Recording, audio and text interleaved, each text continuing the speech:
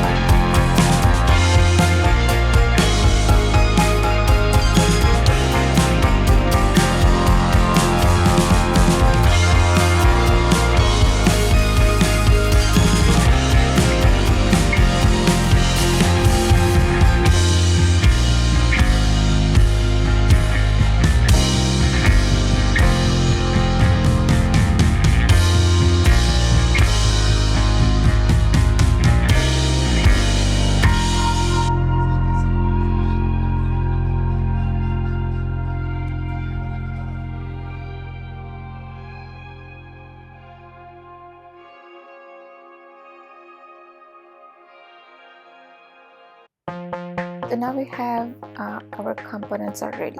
So we can see it's responsive, size, small size or large size.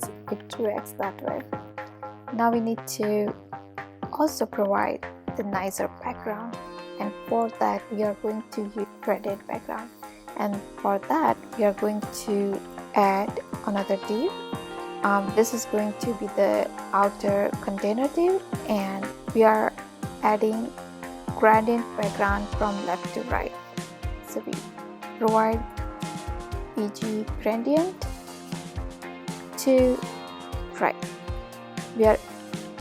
For this one we are using blue shade, but from blue 500 to indigo 700, and we will also add via purple 600. Now we need to adjust the design as well. So for that one we are going to have relative position edge screen, so and flags, items center and justify center with responsive, and we add text white. Okay, so now our design is ready. In mobile device it will look like this, and in bigger size it will appropriately redesign its component.